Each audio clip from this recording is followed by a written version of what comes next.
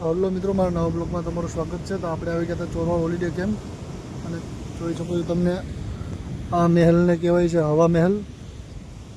એની બાજુમાં એક નાનું એવું રેસ્ટોરન્ટ હતું અને આ બીજો મહેલ છે. અને જોઈ શકો દરિયા પર ને ઓલું સામે છે સ્વિમિંગ પુલ છે, કેમ કે રાજા માટે નાહવા ધોવા માટે સ્પેશિયલ સ્વિમિંગ પુલ બનાવ્યું હતું. દરિયાપટ્ટીમાં તમને ક્યાંય આવું સ્વિમિંગ પુલ જોવા નહીં મળે.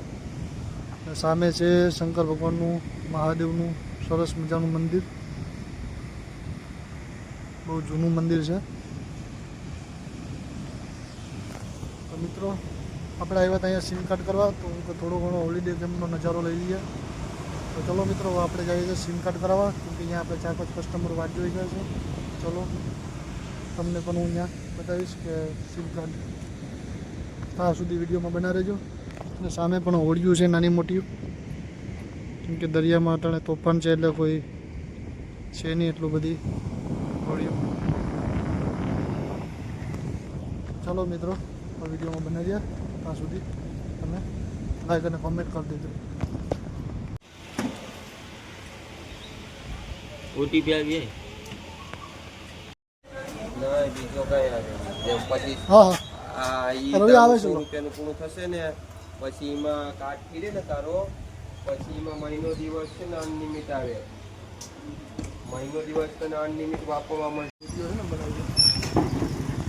થોડો પણ જ્યાં ટેરાવી દેજે એટલું કેસ નહીં કરી આપશે. ના કોના નહીં મારે હા, યુટ્યુબમાં ઉસ્તાર આવી જાય.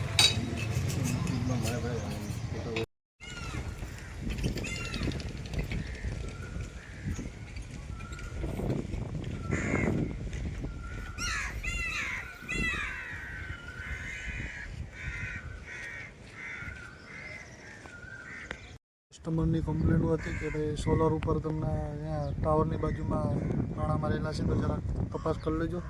અને સાહેબને એવું હોય તો રિક્વેસ્ટ કરી લેજો. તો આપણે તપાસ કરવા આવ્યા હતા, તો જોયું તો નાના મોટા પાણા હતા અને એટલું બધી નુકસાન નથી થયું. તો એ આપણે કમ્પ્લેન સાહેબને કરી દઈશું.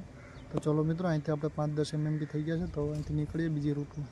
ત્યાં સુધી વિડીયોમાં બનાવી. ચલો મિત્રો, તો આપણે જઈએ છીએ ઘરે. તો હવે આ વિડીયો તમને ગમ્યો હોય તો લાઈક અને શેર અને કમેન્ટ કરવાનું તમારા ભાઈનું ભૂલતા નહીં. તો હવે મળીએ આપણે નેક્સ્ટ વિડીયોમાં. ત્યાં સુધી તમારા ભાઈને સપોર્ટ કરી લેજો ફૂલ. ચલો ટાટા, બાય બાય.